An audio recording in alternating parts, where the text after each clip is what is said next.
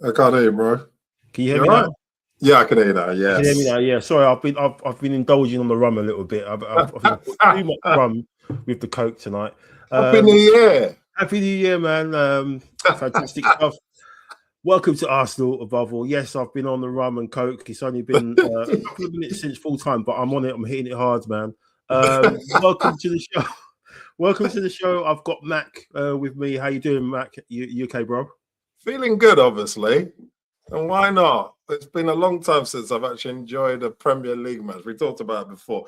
Champions League matches are nice. Premier League matches are stress. But today, they've ended the year very nicely. You can actually watch this game back, and you know, especially the second half. You know, obviously we'll talk about the first half and how bad that was. But yes, thank you, Mac. You know, welcome back to the show. Arsenal putting out a statement win and avenging that really bitter defeat against Aston Villa a few weeks back with a 4-1 thumping. Wow, second half, man, second half of dreams and some magical stuff from some of the old boys who we've had questions about. You know, obviously Odegaard and Jesus. But we'll talk about that, you know, in a matter of time. Thanks for everyone who's joining tonight. We've had a few comments in the chat already. We're going to be going through our Arsenal Above All 2025 awards. So we're going to be going through just a couple of categories: best player, we think, of the year, unsung hero, breakthrough player, best signing, most improved, defensive player, the best goal, and the best performance, whether that's individual or team. And we'll run through some of those. So thanks for everyone who's joining us tonight. But let's get on it. Let's get on it. Arsenal 4, Aston Villa 1, sent Villa packing. Unai wanting to get his seat on the coach quickly. He didn't even hang around to wave, not to wave, to shake Mikel Arteta's hand. What's that about?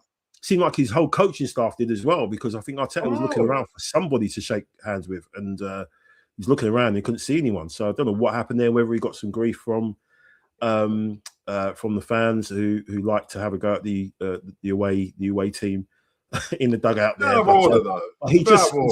Apparently he showed off. But let's see if the roles were reversed. Pretty sure that that's the first question that they would ask, Arteta or well, why don't you shake Thingy's hand? So let's see what happens in the post-match stuff, which we will filter through. But wow, what a win, man! 4-1. And obviously the big news was the fact that, obviously it's always the big news, the team news, the fact that Declan Rice went down with a knee problem. So obviously I was losing my head. I think most people were thinking, what the hell we're going to do? Who's going to play right back?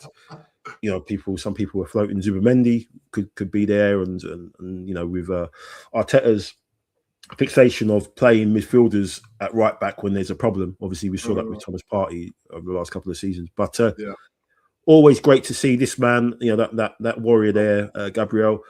But what was your thoughts just on how that first half played out, Matt? Because obviously we'll just wrap it up in a bow, because it was kind of a strange one. But for me, it was that midfield. You're looking at the midfield of three there, lack of kind of physical aspect of it and athleticism as well. The fact that there wasn't that much running power there, recovery, pace there as well. And we saw that in that first half, probably after the first 20 minutes, where Villa was sort of just bypassing on midfield a lot. But what was your thoughts just on, the setup and just how that first half transpired, man? Because I was really worried. I second what you say, really. I think if you're going to lose Rice, you've got to bring in someone who's like a physical guy.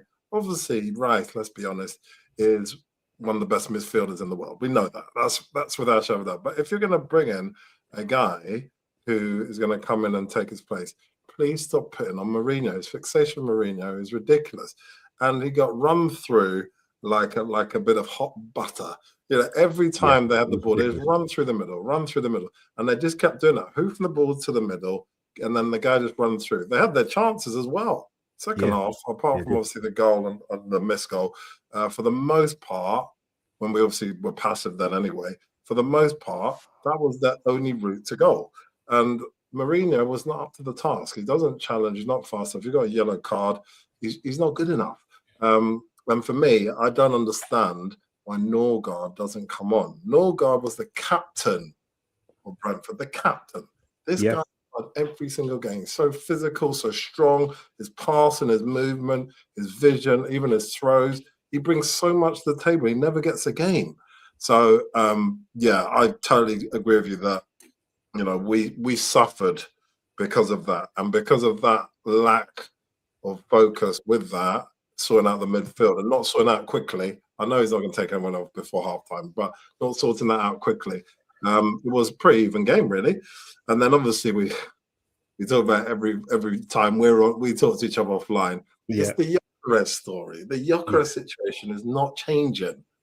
And yet we've got Jesus there, ready to go. And we're going to talk about second half. And and we've got Kai Havertz back now. I see him train every time. Get these people on. Take the pressure of Gyökeres. Sit him down. Let him just come on as an impact player. And so, because every week now, all these media outlets are talking about Gyökeres is rubbish. Just sit him down, give him chance and space just to come on. But I think those are the two areas where we were massively lacking. Midfield, picking the wrong person to cover Rice, and having someone up front who was could pick up the ball. We saw a chance that Gyökeres had to hold up the ball. He lost it. And then he scored from it. It was crazy. It was really, that was really bad. I mean, in that situation, I remember watching it, and I think Gabriel had the ball and he had it for about 5 seconds, and there was no movement whatsoever. There was nobody was moving, and Gyökeres was the only one that kind of was like, okay, look, I'm just going to move, and he went, and Constance followed him, and then obviously he nicked it off of him, and they almost got in and scored. So for me, it was kind of like there was so dysfunctional that there was no synergy and there's no chemistry there at all going forward. No. And is it all down to one man? You know, if it is down to just one individual being there, then what again, I keep asking the question, what are we doing in training? What are we doing during the week?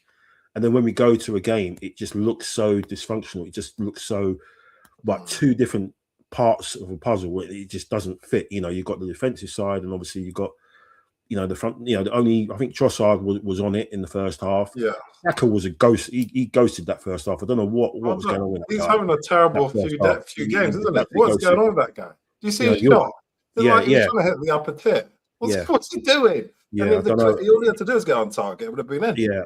I don't know what's going on there with him, and obviously Gyökeres struggling. You know, getting headers. You know, he had a header. He could have done better with. But for me, it's just kind of weird that, you know, all of a sudden this system doesn't work like it should. And then obviously as soon as Jesus comes in or someone, everything kind of clicks and stuff. So I think you're right. I think probably it's got to a point now that he's going to probably have, you know, his minutes are going to be limited now. He probably knows that, you know, Jesus is going to come back into the side. Obviously, Havertz was on the bench and probably wasn't anywhere near actually getting minutes. But then you think, okay, well, he's got on the bench in place of Ethan, which we'll talk about, you know, later on. But yeah, that first half, man, was just so clunky. I thought, you know, you could probably count on one hand the players that probably could say did okay. You know, I thought Nketiah did all right. Saliba did all right. Gabriel was okay, but he was getting involved in silly little battles and skirmishes with Watkins, which wasn't necessary, because you know what Watkins is like. He'll end up and nick one, and that's what he did at the end. And I thought Marino, man, just was. I don't know what that guy. You know, I obviously don't know what I'm watching, because I don't know what that guy brings. He's got no pace. He's got no athleticism. He's got no strength. He bundles himself to the floor as soon as he gets a sort of, you know, a touch.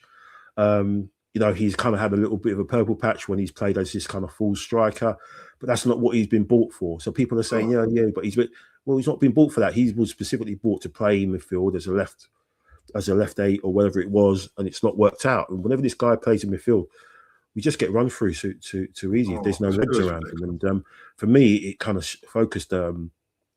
Yes, we do have Norgard. We do have even Miles. You could say you can play in midfield if you wanted to, but they don't seem to trust him with that. But I think we need to get someone with the same sort of a similar profile to Rice, but someone who can cover the ground quickly, because all the other ones, they can't do it. No, box to box. Odegaard can cover the ground, but he's not got the.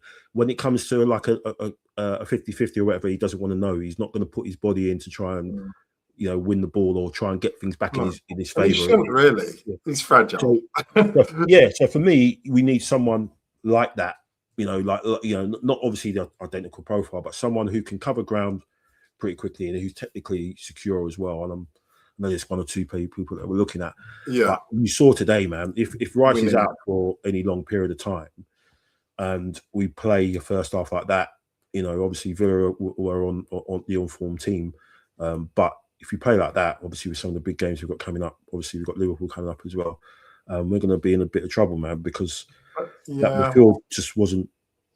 It wasn't doing it. It wasn't doing it. It wasn't doing it at all. I mean, what I'd say about that is a couple of things. So first of all, I think you're right that we need to bring someone in. I think he's made that clear he's going to bring someone in, and I think the only area really where we haven't got real quality cover is through the middle. Let's be honest. If you've got Norgard there, who's brilliant for me, should play more. But box to box, we haven't got someone like the Rice profile. So we 100% need to buy someone. We know Berta's on it. I think we're going to hopefully get one of these young guys we're talking about. I didn't say but sorry, Brian, I'll let you down, man. I went too hard, man, before you messed up the intro, man. Man. 40% I think also as well. I think the thing with Gyökeres, we said this offline, haven't we? I don't think in training that from what people are seeing that they trust him. That's why he's not getting the ball. The ball that Odegaard, obviously he played his best game of the season probably. The ball he gave to Zubimendi, that's a man who trusts Zubimendi to put it in the back of the net. Yes. That is a pinpoint pass to him. The passes that are going to even the passes, not even forget Odegaard, just everybody. The way that Jesus scored in 30 seconds is because they trust him. And see how they're hugging him and loving him and all that. They trust this man to score. And he doesn't even need much. He literally was virtually static. And he just knows how to whip it so that it goes in the back of the net. So they trust these people. But they don't, for some reason, trust Gyökeres. Because every time, I'm telling you now, what they see in training makes them think, I don't want the ball to go to this guy because we know that he can't do what we need him to do. Yeah, you're right. It could be that we see little clips, of training, and they're all happy and stuff. Yeah, sort of fluffy. There's he doesn't do himself any favors as well. There's a couple of moments in the second half when I think Odegaard's through, and he just doesn't seem to be making a purposeful run in either direction, and he's just too predictable along. And he's not doing anything cute like dropping his shoulder in and going that way or slowing down and then going again. There's nothing sort of cute about him. It's just very sort of rudimentary type of a player really. And kind of feel let down because obviously I wanted him to come and everything and want him to connect and score the goals. But he just looks like he's just not at the right level. Then when you see, I think he needs to sit down. I think he needs to come on for 20 minutes a game. And I think realistically, he just needs to get used to the way that things are played. I think that's the only way we're going to do it. He's not going to do a Kai Havertz. He's not going to do a Jesus. It's obvious that that's not going to happen. And he may not even ever do it. That's the reality that we as Arsenal fans have to realise. That actually, the 60 million was not a guarantee of goals. It might be a situation where we gambled and we lost. So we just have to understand that this is a situation that's going to be a project. I don't think he's going to do it this season. We see that. But I think we just need to, now that Kai Havertz is back, now that Jesus is back, he needs to sit down. I think, and that's the hard decision that Arteta has to make because, like you said, the Liverpool game at home, whilst we should win that because we're at home and we don't lose at home, you have to have someone who scores the goals. Jesus, if he was on for longer, would have scored at least 2 or 3. We would have been outside, 100%. So you just need to make the hard decisions. Yeah. Who not to change I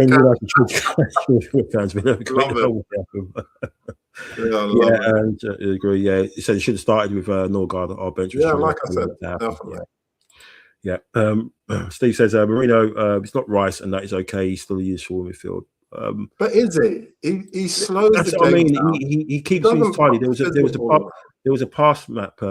James who come on the show. He put him on the group chats and was a pass map of Marino in the first half, and it's like one pass that was made in the penalty area, and it was right at the apex of the penalty area. It wasn't in the centre. It was right on the side, on the left hand side of it, and everything else was short, sideways, short, left, short, right, and backwards. It was nothing sort of going, vertically. And it's like, you've got this guy in there. The guy that he's replacing, technically, is Rice. What would his pass map look like? It will look completely different, with a lot more stuff happening, in the final third. So yeah, for me, yes, he's a body. If things get really sort of sticky, when you need to throw someone on like 20 minutes to kind of secure stuff, maybe, but and give people a breather. But I think after tonight, you can't play that guy in midfield, man. He's not against that type of opposition as well, where they're very athletic, and Rodgers and Arno, we're just running past us like no one's business. I just think the style of way people play against us, his style, he's not. If he was like in Hincape and he would challenge and he'd win the ball, then it's a completely different ball game. You can let him off for being slow, because that's obviously what Partey was like. Partey wasn't particularly fast, but he'd always win the ball back, always. Yeah. And if you're going to be a slow person, which we know Marino is, you've got to win the ball back. You've got to. Otherwise, your position becomes redundant.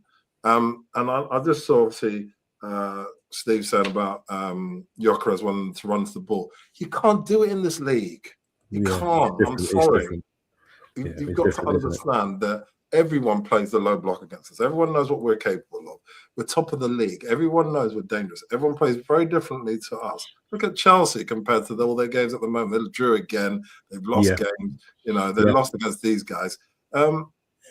He's not going to get the ball run onto him.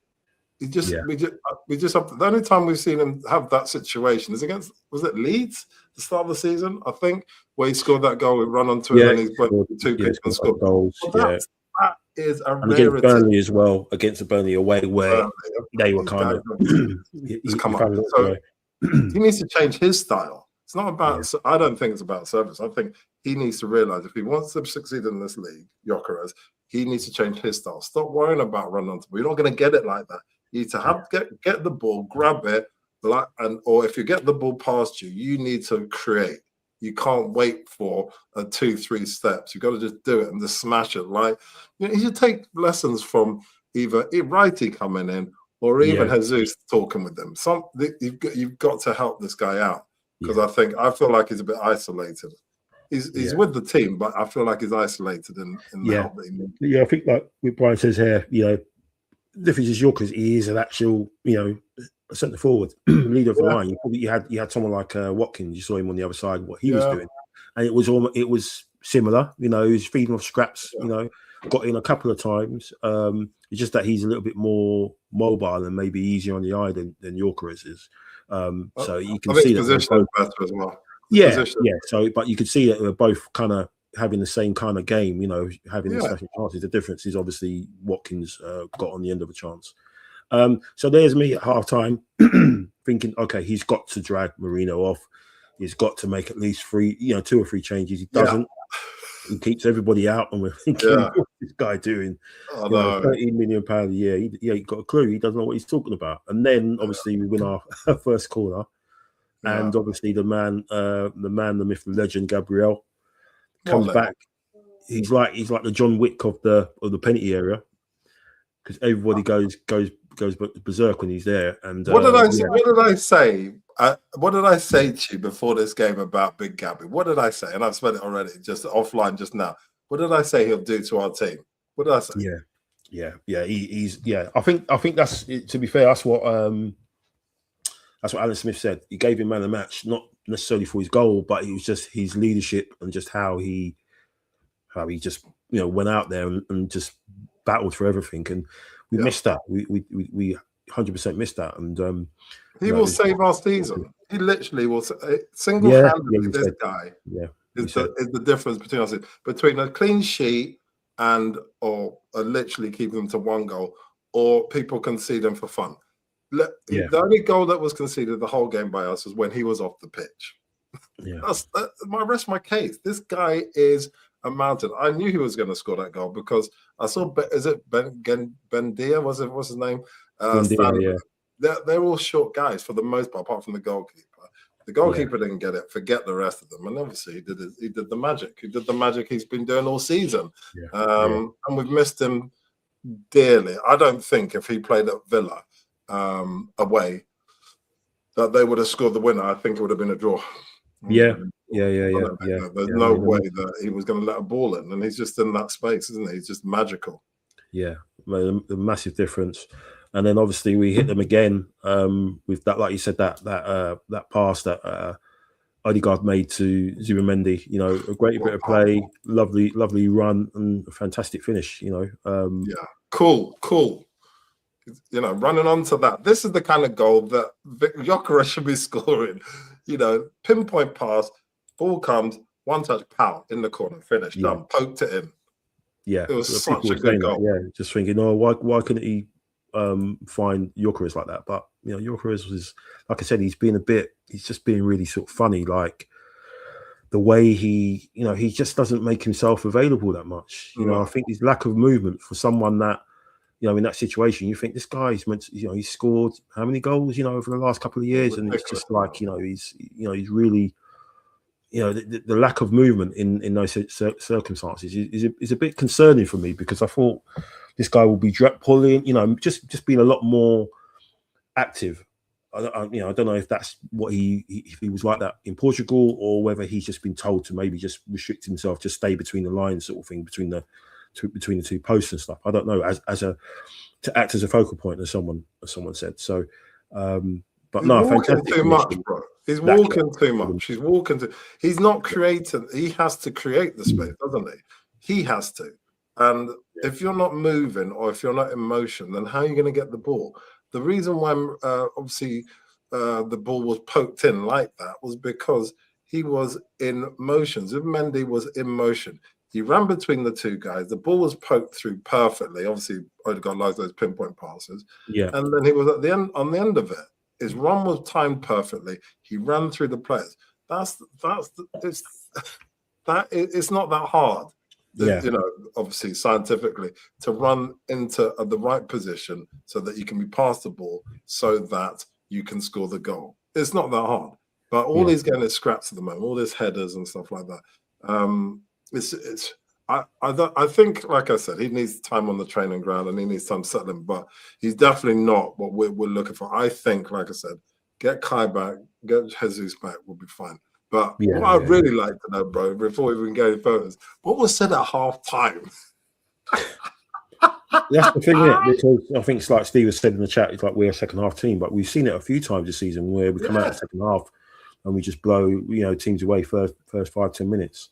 I just think he tears them a new one, doesn't he? He must do. Because but after a while, he's not going to have the same sort of impact, and maybe the players do it themselves. Maybe the players are the ones that team themselves up. You know, right? You know what Rice is like, very vocal. Yeah, you would have seen that, and he probably would have been saying something as well. But yeah, I just thought, you know, it's going to be like a matter of time before they kind of break away and put one of their chances away. But the second goal.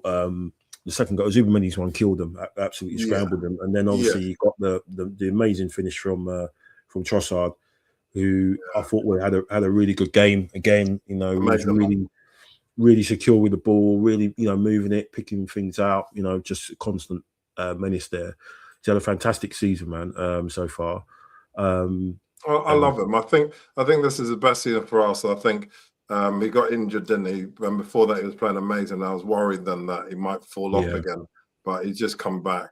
You know, he doesn't seem to be the kind of. Remember last season, he seemed to be like always in a mood. I mean, he never looked happy anyway, but he just looked at him. He looked at him every time he came as a sub. He was coming on, not celebrating all this kind of big stuff. But this time, I think he feels, and he obviously might have been promised. I don't know that he starts most games, and he just looks happy. As happy as Trossard could look, really. Yeah, he got more money. He's got more money, hasn't he? Yeah. He got a pay increase, so that's obviously helped him out as well. And fair play to him. I mean, obviously there was lots of talk about him maybe being the one to get shipped off so we can get somebody in, and then obviously Martinelli as well. But to be fair, both of them, they've been scoring goals, obviously, apart from Martinelli with that miss at the weekend. But yeah, fantastic performance from Trossard. I thought all half he was pretty special. First half he was probably only one of the attackers, because I think Gyökeres again and Saka were really, really poor.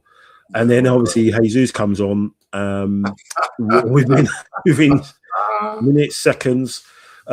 He does he brings it all the way back to, what was it, 22-23 when he hit the ground running and started doing madness like this. I said to you on the voice, mate, I was like, what are you doing? You can't be doing stuff like this. It was just magical, wasn't it? Major finish, and again, yeah, you said saw the celebrations. I belong to Jesus. Even at the end when they're walking around, even Gyökeres came over and gave him a hug, because obviously thinking, oh man, this is it's gonna if it gets him to buck up his ideas and maybe start to look at things from the outside looking in, maybe it might be a good thing, because this is a long way to go. We're at the halfway point in the league, so nothing's obviously people want to give us put pressure on us and say whatever, but nothing's decided yet. But it was a fantastic moment. It just brought it all back, and if he's coming in looking like that, and he looked really sharp as well after the goal. He didn't just rest on his laurels. He was still making some good runs, some good football footwork and everything like that, and linking up play again. If he's doing that, and obviously you got Havertz to come in as well, it's boding well, because like you said, we want to have not just we haven't had a great start, a great first half of the season. Yes, where we are, obviously Champions League has been slightly different, but we want to have a great second half of the season, don't we? And if we do have that, then that basically we know what that will happen with where we are now. So yeah, if Jesus is coming in and doing that, then we're in a really good place, man. Really, really good place. Brian said apparently we're not even on match of the day yet, as they're trying to find Unai at King's Cross Stations with Prezzo. He's gone, mate. He's gone, mate. You're not going to find Unai. I mean, social media will rip him to pieces for not being there. That was so unsportsmanlike. Yeah, Arteta seemed shocked, but I'm sure it'll be interesting to see what the PR, what the spin will be from them. From his reasons and stuff like that. You probably say, oh yeah, I shook his hand inside in the dressing room or whatever, but yeah.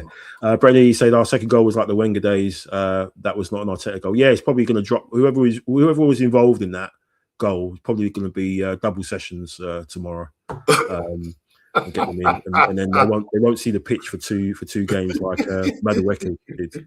So they'll be that was a good goal. I love it. Yeah, and Brian saying Trossard's just showing his experience and calm-headed crucial moments, and that's what you need. Yeah, we're fighting all fronts. Yeah, absolutely. And Steve says he believes in Jesus. I love it. But yeah, because we thought where's our manners? Happy birthday to Ollie Watkins as well. So at least he got his goal. His customary goal against Arsenal. At least it didn't hurt us this time. He was really annoying. The way he was trying to almost get a red card or yellow card for Big Gabby and all that nonsense. Yeah, and then I don't know if they were told in the dressing room, try and put it on them, try and get them carded. It just all seemed a bit. Yeah, they weren't focusing on football at all. Yeah, there's a couple of things he did with Gabriel, didn't he? And he tried to have a running battle with him, and then second half he was trying to get. So like you're trying to get Hincapié. Yeah, he tried to get by a penalty off him, and then I think he ended up getting booked anyway because I think he got a yellow card anyway. After that, he stopped all the nonsense. I think he's still a bit hurt that he didn't get his dream move. I mean, I think we've spoken about. I would love to have seen him at Arsenal as an option. Just as an option, because he's a proven. Who would you rather have now? Would you rather have Watkins, or would you rather have Gyökeres now? In the situation where we are now, right now, this guy's going to guarantee you goals, and running in behind and stuff like that, can hold up the ball, he's strong. I know he's 30, but if you're thinking, you're going to get Ollie Watkins for 2 seasons, and then you can maybe, get someone else in maybe the season after. For me, the way it's looking, that's what I said. Go with proven. Go with someone that you know. Yeah, I mean, I think, yeah, at the moment you would, and I do think it'd be interesting to see what happens in the summer. I think we'll go for someone younger, but I just think that still, how long has he got on his contract? Has he signed a new one? I think he signed a new one. I'm not sure. Oh, okay. If he's come to the end of his contract, he's kind of quite a quick buy, isn't he? Quite a nice buy. Yeah. But at the moment, of course, you want Watkins because obviously Yoker is not scoring. Yeah, and he is. But the good thing about our team has always been that we get goals from everybody, and it's good to see Odegaard. I mean, it's taken over a year, but back to his best. I just think now that he's shooting again, obviously scored on the weekend, that he looks like he really is at it now again. Not just like running back and passing back, all this nonsense. Yeah. But actually, he really wants to score and he really wants to drive it forward, which I don't know what's happened, but something's clicked and he's much better. But yeah, no, 100%. I'll take Watkins at this time. I can't get him. I think Kai coming back there is going to be brilliant. I think he's going to be brilliant for us as long as he doesn't get injured. I think he's so big and strong. He's as tall as me, 6'4". Yeah, he's a big guy. Yeah, he's a big strong guy. I think he'll make a difference in breaking the lines in some of these difficult games that we have. So yeah, let's look forward to it. Yeah. So a statement win. Everybody was building this up as obviously informed Villa against us, and Arsenal, and people were saying, "Oh, I think Villa will win," and each of their own. We haven't lost at home yet, but a lot of people were tipping Villa to do something, obviously. And then when the Rice news came out, What were you saying? Your head's on Mars or something? Yeah, it was. Yeah, because I was thinking again. It's like it's every game. Every game we get someone injuries, back, and every game we lose someone. It was like this. It was Havertz today, and then we lost Rice, and Arteta was saying he had a kick on the knee. So hopefully he'll be back. Maybe if not for Bournemouth, he'll be back for Liverpool because that's the one after. But it's like every game we lose somebody, and then every game in the week we get someone back. We got Ben White back as well. Ben White, it's nice to see him back. So yeah, it's just I do think though, bro, I think we're in a very, very, I mean, you're obviously showing it now, very, very positive position. I think today, like I said, is a statement win, and we must remember, even though Bournemouth is actually our halfway point, even though obviously it's 19 games, we obviously play Villa now. I think Bournemouth, obviously, Semenyo is obviously going from the look of it before we play on the weekend. I don't think he'll play. I just feel like as long as we continue to play like that, if we can play like that, then there's no reason why we can't put on any team. There's no team we should fear. And I think by the time we get to the Man City game, even if we get a draw, it doesn't matter. I think the main thing that, and I've said it already, we need Big Gabby to be fully fit and Rice to be fully fit to really, really be strong. I'm not so worried about the front line because the goals will come, but I worry if Big Gabby, even he came off early today, if Big Gabby has come on too early. I mean, the Bournemouth game not too bad, but the Liverpool game he has to play. He has to play Liverpool game. I think he'll miss out the Bournemouth one. He'll miss the Bournemouth game because they want the Liverpool game for us to win that. So, but it is really important that he stays fit. Of all the players at the moment, 100%. And Rice needs to get back to fitness by that game as well. So 100%. We'll see what happens. But yes, it's nice to be at the top, and and other people fall in Chelsea, and obviously, United weren't even in it, but Chelsea, and obviously Villa now. So let's see what happens with obviously City. Yeah, we've got a lot of games coming up.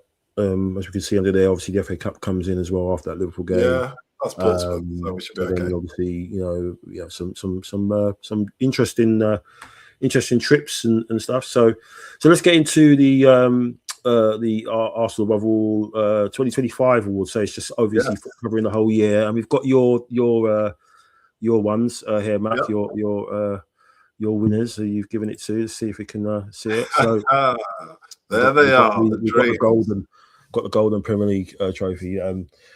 all done this thanks to Chat GPT. So if there's any mistakes, it's their fault, not me.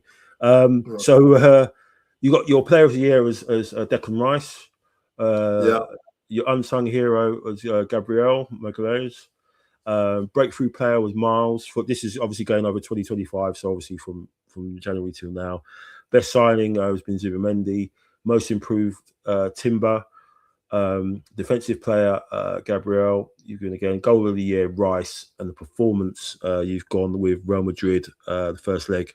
What was your? That's not even yours. That's Nick's ones. Where's your ones? Oh, there's your ones. Yeah, sorry. So yeah, player of the year Rice, unsung hero Marino, breakthrough player Hincapié, best signing Madueke, most improved Timber, defensive player Gabriel Magalhaes, goal of the year Rice, performance of the year the first leg against Madrid, and then obviously against Bayern as well. So anything you want to pick out on that? Yeah. I'll say a couple of things. So firstly, Rice, I mean, we've talked about it today already. Best midfielder, one of the best midfielders in the world at the moment. Top three by every standard. We missed him tonight. So I mean, he's always in his category. He's always going to be right at the top. I think he's a captain. I think he's an all-round player. He runs the most for all the time. I looked at some of the kind of the stats for him. I mean, he's pretty much first for most things for Arsenal in his area of the pitch. So yeah, what a great player. And even I even wrote down that Rice is playing so well that even the opposition side want to score his corners. I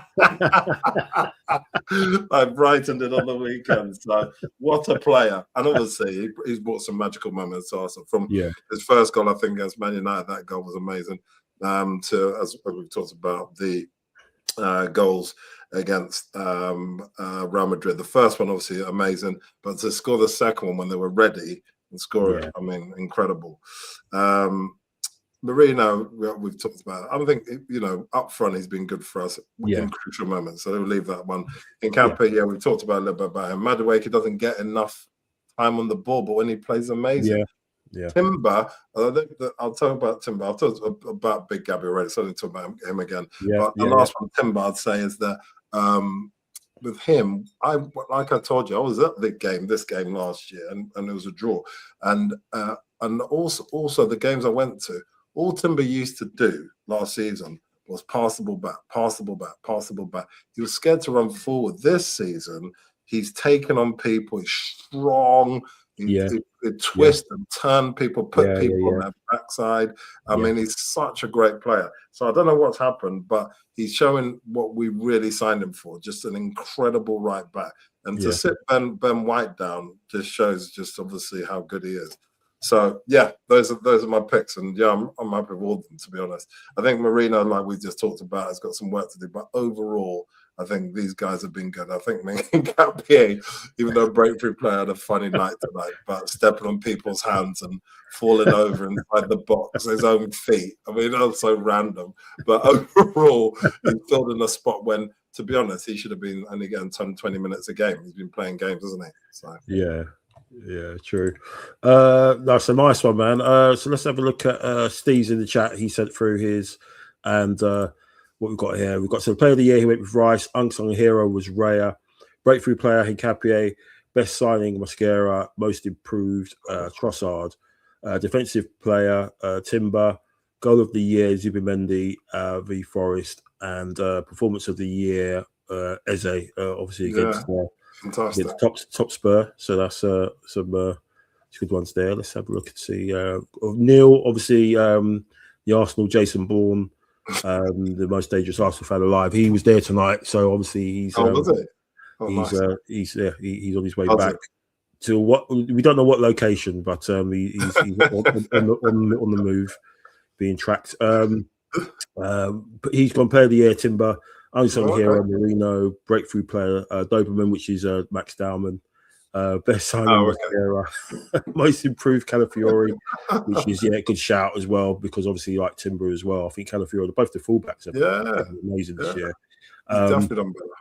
Yeah, defensive player Gabriel Magalhaes, goal of the year Rice, second free kick against Madrid, and performance of the season he's gone for Eze against them lot as well. It got yours, and obviously Nick. We kind of touched on Nick's one as well. He sent through his ones as well, pretty much similar to some of yours. He's gone with obviously Zubimendi as the best signing, and his goal tonight kind of improves that. I thought first half he did struggle a little bit, and I think that was mainly really because of Marino, which is kind of weird because they've played together for so many times, haven't they? And it was just a bit weird how they were just functioning because they've all played together before, haven't they? Yeah, Marino, Odegaard. But again, Spain playing together in the Liga. Very, very different to play together in the Premier League. And I think Zubimendi, I'd say fair play to him because these guys usually have a break, and he still kept going. I mean, and he's not really been injured, which is incredible for a guy who is playing his first season in the cold nights of the UK without he's not had a winter break before. Sorry, he's not had a season where he's not had a winter. He's always had a winter break. So this is like new ground for him. Yeah, fair play to the kids. So I like Zubimendi a lot, and I back all of that. The unsung hero thing, though. I mean, I'm not disputing. I'm just saying that I think Raya gets his flowers, man. There's so many goalkeepers on these programs. And the way they were waxing lyrical last week about the weekend game and tonight, even though obviously the other one went in, but the McGinn goal, McGinn should have scored that. But, I mean, he messed up. Yeah, he was just there. Yeah, but I think. I mean, you look at the goal that Watkins scored. I mean, it goes right through his. He should never have scored it because Raya should have. He should be picking it up. It's not a hard shot. It's not been blasted at him. It's kind of rolled at him and he's gone through his hand. So that was a big error from him, really. And just glad it didn't cost us. Brian says they're fan United and let's say he's wild green headed. I think it's his first loss at Arsenal, Emirates, since he left. No, we beat them before a couple of seasons ago. Not last season because that was 2-2. Not the season before because that was 2-0. The season before that, I think we beat them 2-1. Was he? And he was there, was he? I can't remember. I think he was. I don't think. I'm not sure because I'm sure they said that as his first. I know we beat them last. I know we beat them last season at theirs. Oh yeah, we beat them. We beat them at theirs. For the 2 goals. So maybe it might be right. We beat them at theirs because I remember that goal where it bounced off the back of thingy. What's his name? Martinez. When we won 4-2. I remember that goal. But I mean, someone tell us in the chat if we're wrong. But I'm pretty sure that's his first loss at Arsenal. At the lost to Wales. So we've even played against him in the Europa as well, haven't we? When he was there with Villarreal. So he's he's always stopped us from doing something. Steve says, I think players like Timber have had time to adjust now, and it just shows a little patience can go a long way. Yeah, absolutely. Oh, look, here he is. Speak his name, and he appears. Yeah, the most dangerous Arsenal fan alive, Neil Shah. Hello, right on time. I'm sure he enjoyed. Yeah, what a game! That was first Premier League game is enjoyed this season. Rubbish. It's been pretty. It's been pretty poor. So it'd be good to actually watch that back and see. Yeah, it's nice. Some of the bits and pieces in the second half. Yeah, and he said, nice way to round off the year, right? So over to Xhaka, and he's just saying he's on the train back here as well. Yeah, thanks for dropping in, Neil. Really appreciate it. So obviously City got Sunderland, haven't they, on New Year's Day? Yeah. So that's going to be an interesting one. I don't know. I might be actually going to watch the City game against Chelsea. Really? So that'd be interesting to watch it from a neutral perspective, going undercover. I don't know. We'll have to see. Oh, nice. But yeah. I mean, listen. After tonight, I'm not saying it's all tied up, but I think that we definitely. The confidence that the team will get from tonight, just the manner in which we beat a team who one beat us, only other team to beat us, only 2 teams beat us all season. but the manner in which we put it on them. And they're only missing a couple of people to my knowledge, and we obviously missing it as well. Definitely give them confidence that we can get the job done. But like I said to you offline, is that I feel like the fluidity has always been brilliant in the Champions League. And I feel Champions League is, we'll see what happens. But I think both sides of the coin are looking very positive now, because now it's up to City to catch us. And regardless of the situation, we've got a bigger squad than them of quality. I mean, look at our bench. Who didn't even play. People who sat down. Eze didn't even get a start. Didn't even get a game there. So Noni was thrown on, but obviously just to rest some other legs. I just think we are. This is the strongest and most confident I've felt after today. And again, I go back to Big Gabby, and hopefully we buy some people in January. But I think Big Gabby is pivotal at this point in time to making sure that we keep the ball out of the net. So we'll see. Yeah, absolutely. We've got Brenny as well. He sent through his nice. As well. Appreciate that. Thanks as well. So he's gone with player Gabriel, unsung hero Declan Rice, breakthrough player Miles, best signing Eze, most improved Miles, defensive player Gabriel, goal. I think I don't know if you put anything for goal, but the performance he put Madrid. Yeah, and I'm probably thinking he's probably put down Rice as the goal as well. I think that's what most of us have put down. We've talked offline about MLS. I'm I don't know. It's a debate, right? But I think MLS is having not the season they had last season. I'm sorry. Oh, it is. Something's gone on there, whether it's a knock of confidence. Maybe it's just you got to think the way he came in to help us out in a situation where we had all those injuries again, and he just had to come in and he was sink or swim. And fair play to the kid, he was amazing. And maybe it's just caught up with him, and people have studied his game, know that he likes to protect the ball, take maybe one or two more touches. So you'll see now that a lot of people will be on top of him, and I think he just needs to work on that. But he's a midfielder, isn't he? He's not a left back. He's a defensive midfielder. So it's going to be interesting to see how he's utilised going forward, because he still is coming on as a left back, rather than being trusted to come on in midfield. And I think tonight you could have probably put him there. I think he's got the running power, he's got the strength to get involved in that and help us out. But his option, I'm sure at some point in the season he will get back into the team, and it will be because of an injury, or it'll be in a different position, like in midfield. We'll see. But I think Berta will buy someone in the summer. I think this. I mean, they're obviously talking about January buying somebody, but I think we're pretty confident from the soundings that we've heard. There's probably going to be a midfielder or two. But I think left back is probably a summer thing. But just like saying that MLS, but Eyebrows not allowed to forward as his parties. It's true. I agree with what you said. I think people have figured him out, and because he's young, he's become a little bit predictable too early. He needs to change up his game, become unpredictable, and that's what makes someone like that, an asset, as opposed to just someone who's just there, running at people. If you're going to run at people, make sure it's a 1-2 with somebody.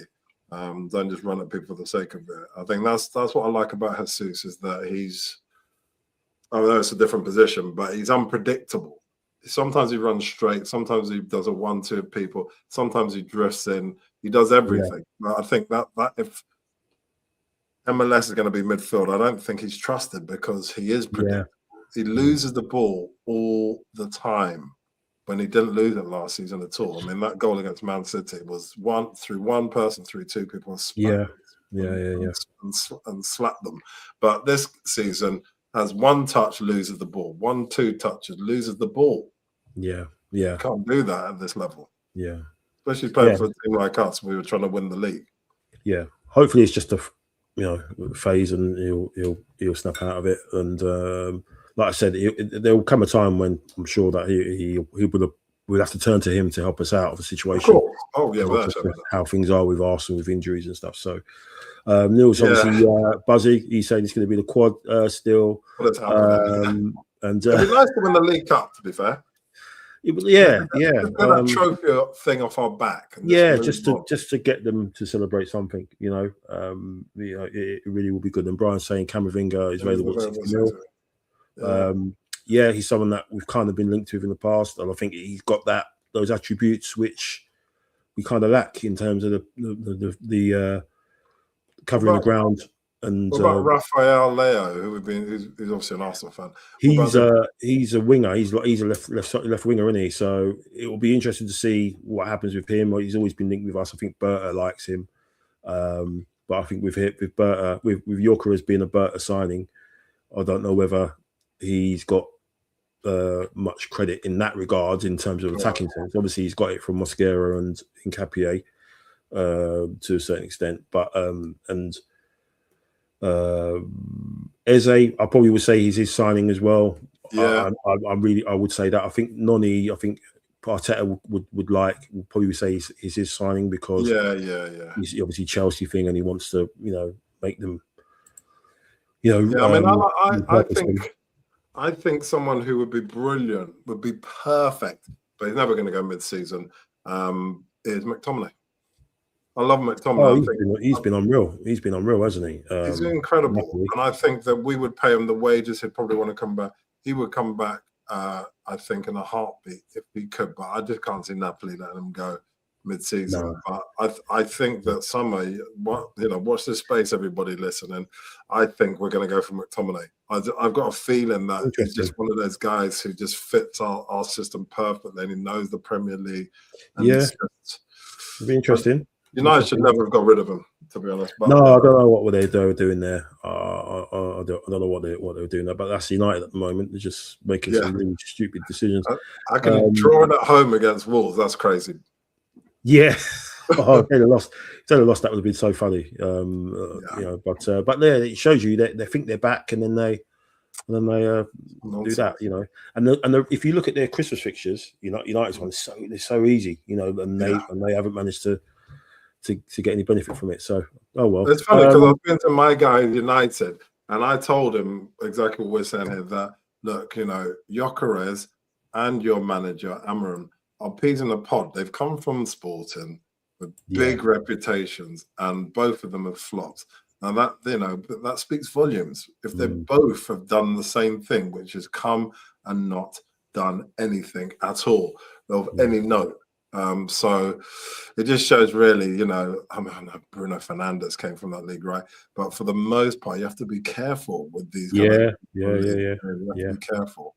What was that? Someone put something there about McTominay. Brian said McTominay has been linked and would make our midfield even more powerful. It would. 100%. I like McTominay. I thought he was always brilliant for United. You always gave them 100%. He always popped up, and he had a bit of an all-round sort of side to him. So it can be interesting. I'm sure Berta's got his spies out, and let's see what happens. But fantastic end to the year. It's been an interesting 2025 for Arsenal. Let's see if 2026 is the year where we actually get over the line. Obviously, it all starts with Bournemouth. And then obviously we kick on from there. We'll be back probably after the Liverpool game, but we may have a preview one for that because it's going to be pretty hectic with travelling and stuff like that. So we'll see. But no, thank you, Mac, for your time. I'm sure you're going to be watching. I'm seeing you enjoyed your rum all the way through. Yes, man. I'm going to go and get some more and everything and try and celebration.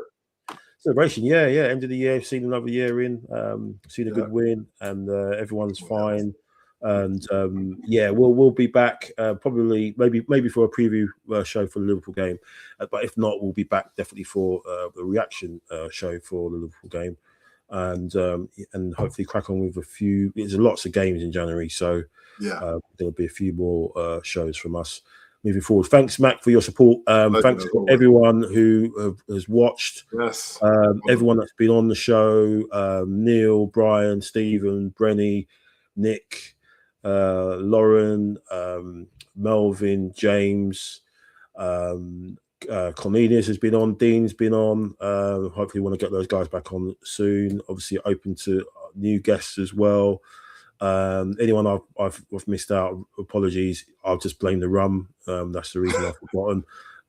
But no, thanks for all the support. Thanks for all the comments that come in as well. I try and make sure I put everyone's up so you can feel part of the show, because it's your show just as much as it's mine. Do this out of love, man, because obviously love talking about Arsenal and talking about it in a nice, fun, sensible, kind of different, unique way or way of talking about it and stuff. So thank you for the support. Thanks for everyone that's been kind to the show and dropped some great comments in.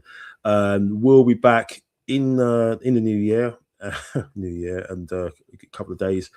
And let's hope this is the year where we see some silverware and have a big party and lots more rum.